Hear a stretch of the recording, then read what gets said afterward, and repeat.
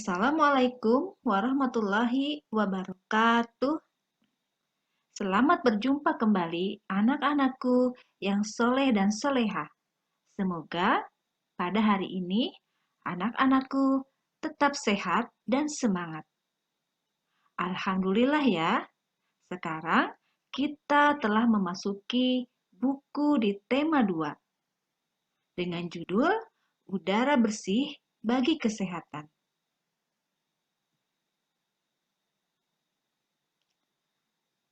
Adapun yang akan kita pelajari sekarang adalah subtema 1, pembelajaran 1, dengan judul Cara Tubuh Mengolah Udara Bersih. Baiklah, untuk mengawali pembelajaran kita kali ini, marilah kita membacakan basmalah bersama-sama.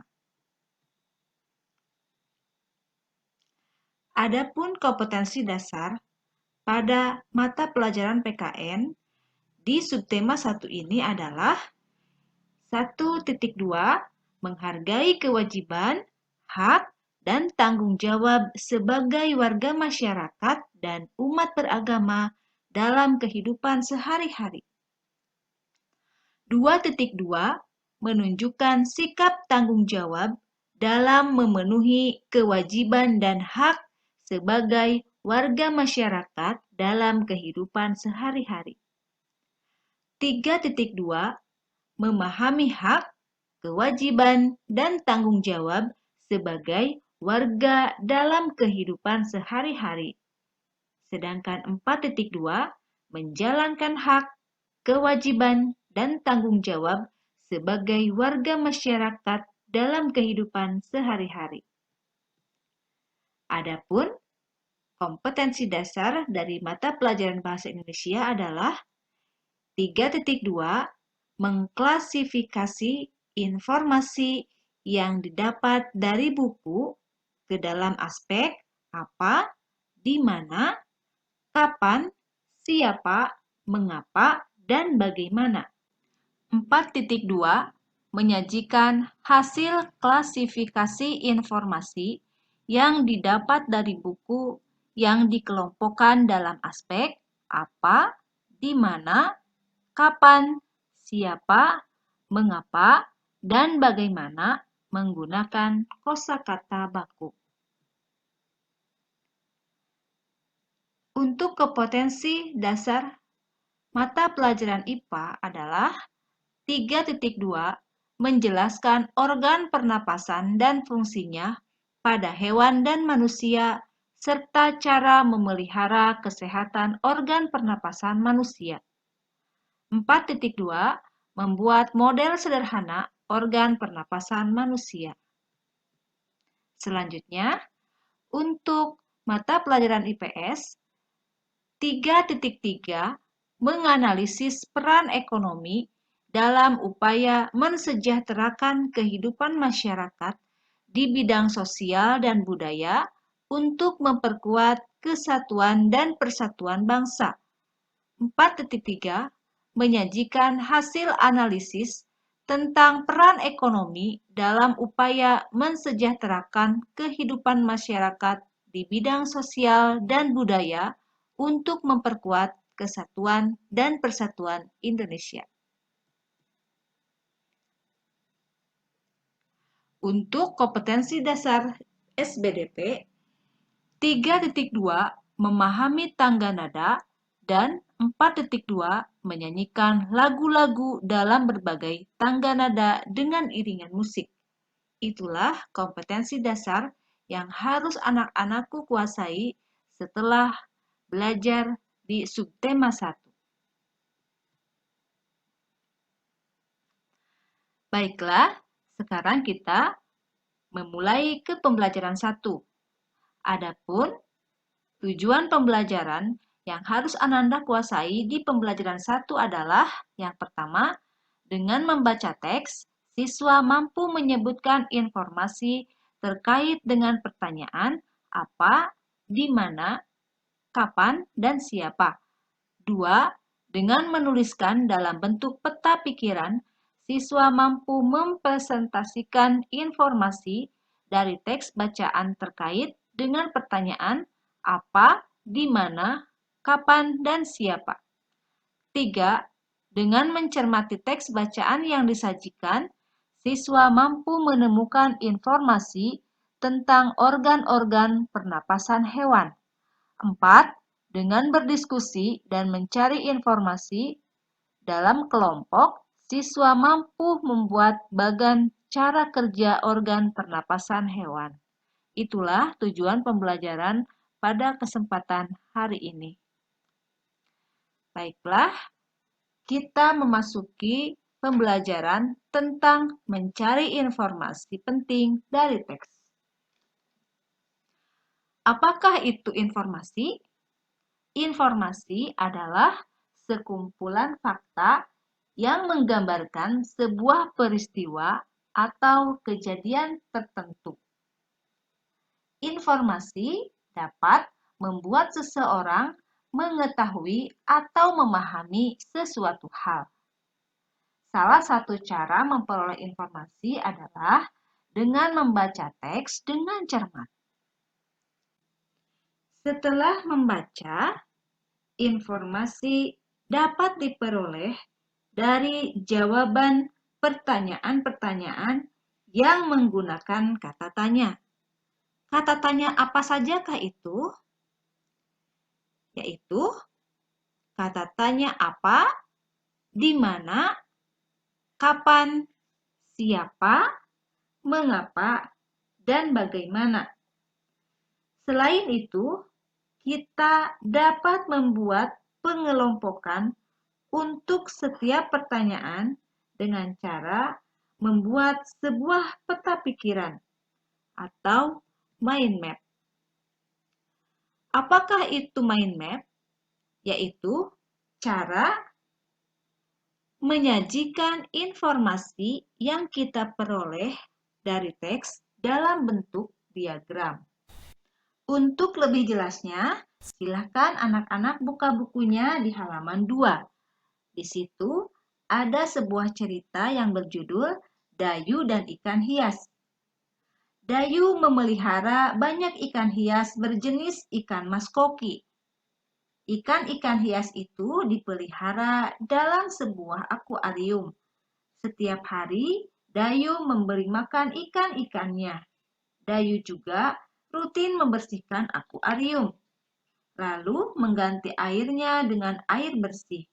Kegiatan itu ia lakukan seminggu sekali. Dayu senang melihat ikan-ikan di dalam akuarium berenang ke sana kemari. Dayu memperhatikan saat mulut ikan-ikan itu terbuka dan menutup. Seolah-olah ikan itu selalu menelan air. Dayu bertanya-tanya, apa yang dilakukan ikan-ikan itu? Nah, dari bacaan tersebut, kita dapat mencari informasi penting dari teks tersebut dengan cara tadi, yaitu membuat pertanyaan-pertanyaan dari kata apa, di mana, siapa, kapan, dan sebagainya. Yang bisa kalian buat dalam bentuk bagan atau mind mapping atau peta konsep.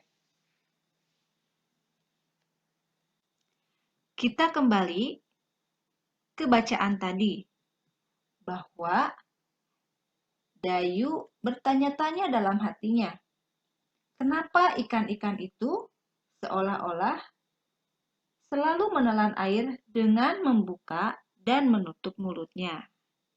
Coba, apa kira-kira yang dilakukan oleh ikan tersebut? Ya, yang dilakukan oleh ikan adalah bernafas. Pada kesempatan ini, kita juga akan mempelajari pernapasan pada hewan. Sebagaimana manusia, hewan pun mengalami pernapasan, yaitu mengambil oksigen dan membuang karbon dioksida. Namun, sistem pernapasan pada hewan berbeda dari manusia. Bahkan, sistem pernapasan pada hewan pun berbeda-beda sesuai jenisnya. Yang pertama, cacing. Cacing bernapas dengan menggunakan permukaan kulitnya yang basah dan berlendir untuk memudahkan penyerapan oksigen dari udara. Oleh karena itu, cacing menyukai tempat yang lembab untuk menjaga supaya kulit tubuhnya selalu basah dan berlendir.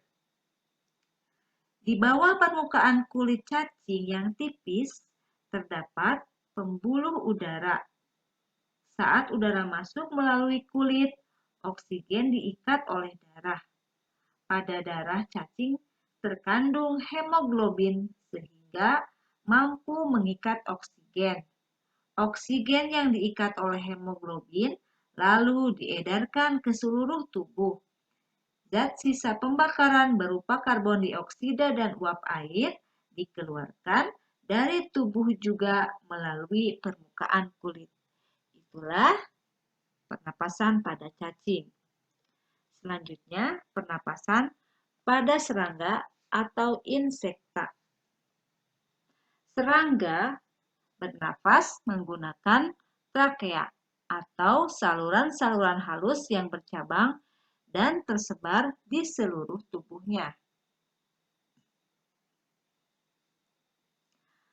Udara memasuki trakea melalui pori-pori kecil di permukaan tubuh yang disebut spirakel. Selanjutnya, udara beredar melalui pembuluh udara kecil. Sel-sel tubuh mengambil oksigen langsung dari pembuluh udara kecil itu. Karbon dioksida dari sel akan mengalir ke trakeola lalu dibuang melalui spirakel.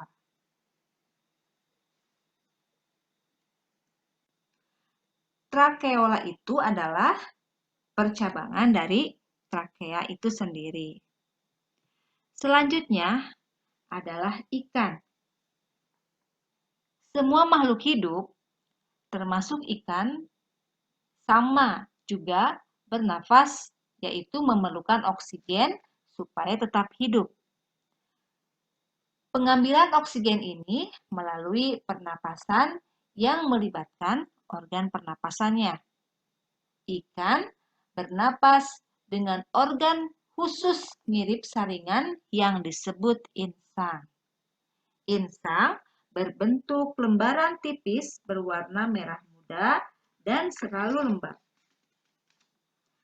Insang terdapat tepat di belakang rongga mulut pada kedua sisi kepala ikan. Biasanya, insang dilindungi oleh selaput atau rangka yang disebut tutup insang atau operculum. Di balik tutup insang ini terdapat 4 deret insang yang saling tumpang tindih. Pada insang terdapat pembuluh darah halus.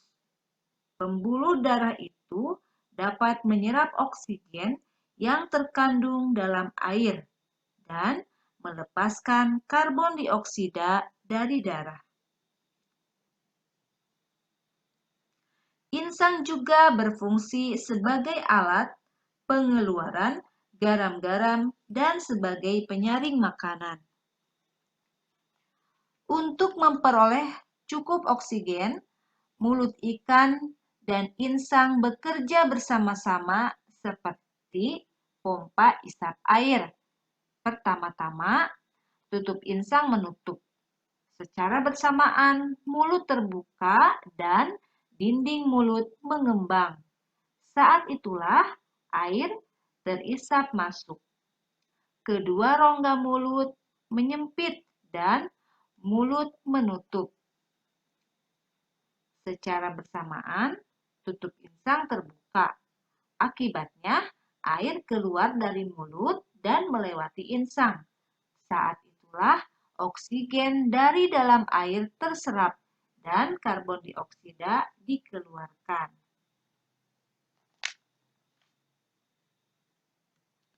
Selanjutnya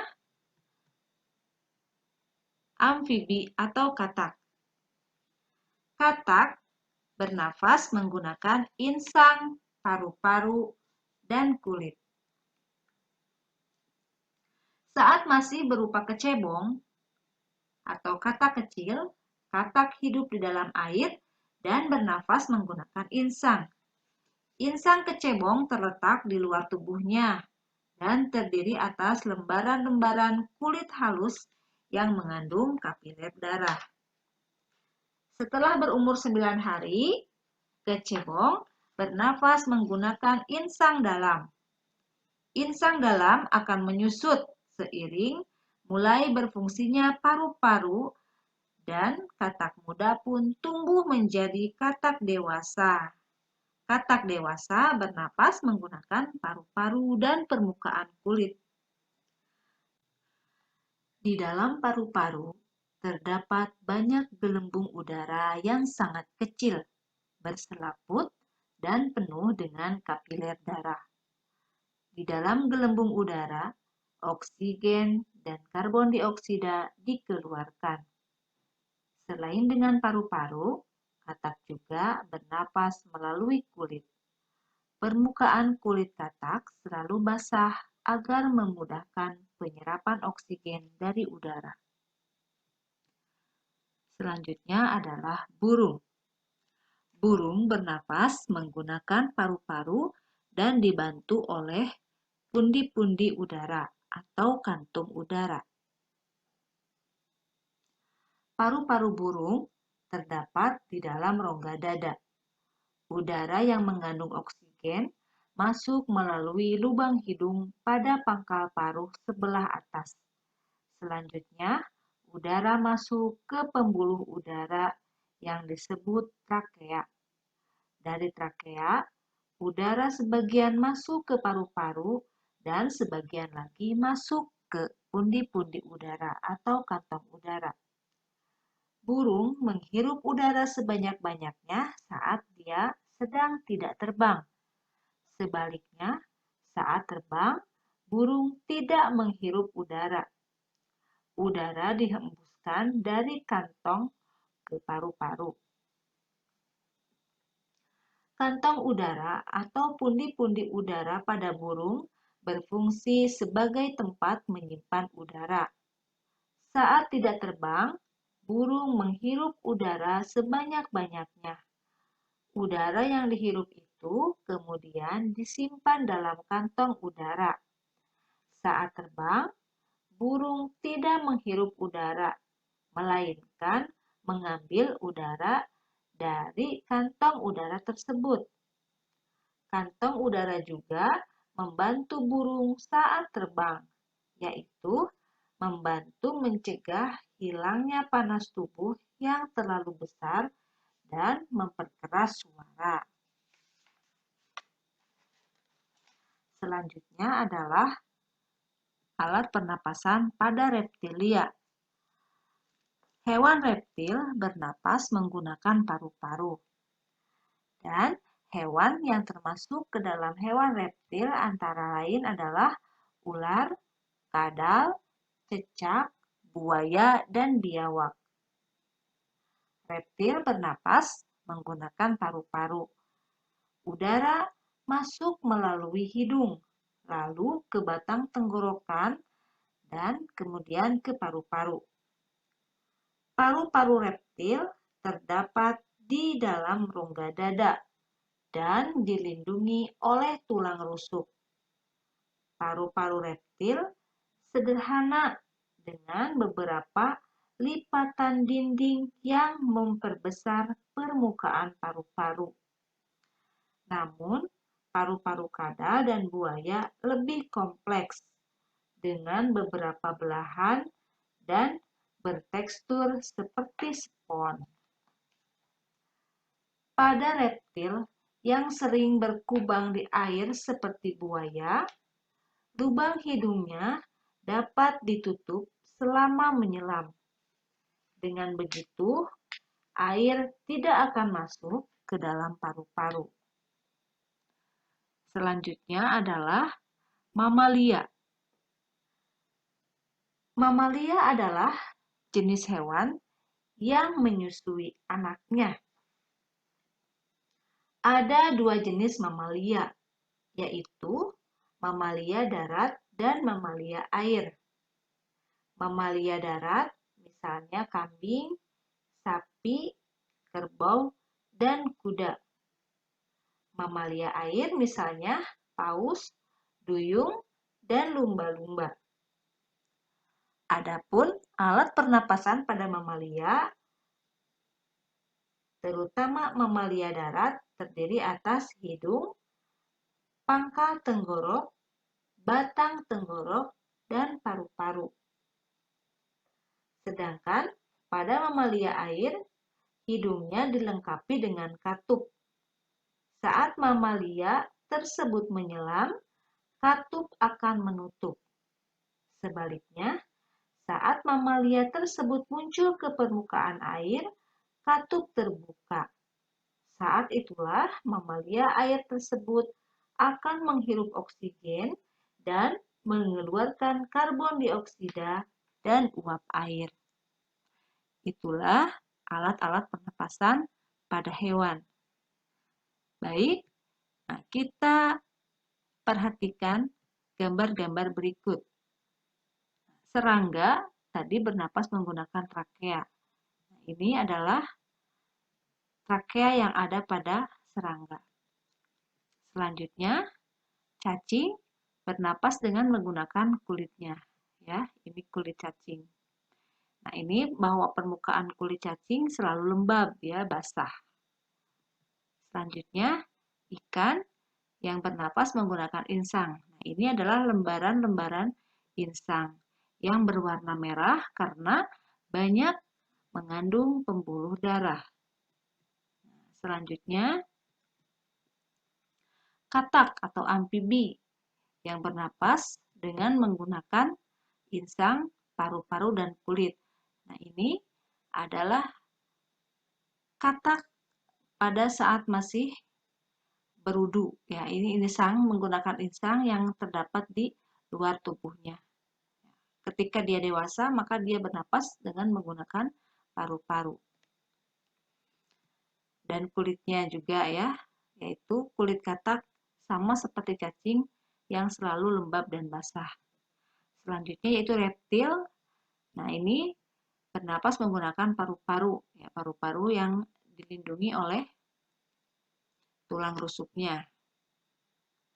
Selanjutnya pada burung. Nah, burung bernapas menggunakan paru-paru dan pundi-pundi udara. Nah, ini ketika kantong udara atau pundi-pundi udara terisi dengan oksigen, yaitu ketika dia diam, maka dia menghirup oksigen sebanyak-banyaknya dan disimpan di sini. Dan ketika dia terbang, maka kantong udara ini mengeluarkan oksigennya. Karena pada waktu terbang, burung tidak menghirup oksigen. Selanjutnya, pernapasan hewan pada mamalia. Ini adalah mamalia laut, ya, mamalia air. Sedangkan ini adalah mamalia darat. Nah, dan ini mamalia darat. Mamalia bernapas menggunakan paru-paru. Nah, demikianlah anak-anakku pembelajaran pada hari ini. Ingat ya, pada hari ini kita telah belajar tentang bagaimana mencari informasi dari sebuah teks dan kita juga telah belajar bagaimana pernapasan-pernapasan pada hewan. Demikianlah anak-anakku yang dapat Ibu sampaikan pada kesempatan kali ini. Baiklah, untuk mengakhiri pertemuan kita, agar mendapat ridho dari Allah Subhanahu wa Ta'ala, marilah kita menutup pembelajaran ini dengan membacakan hamdalah bersama-sama. Alhamdulillahirabbil alamin. Sekian, terima kasih atas segala perhatiannya dan mohon maaf atas segala kekurangan Ibu. Assalamualaikum warahmatullahi wabarakatuh.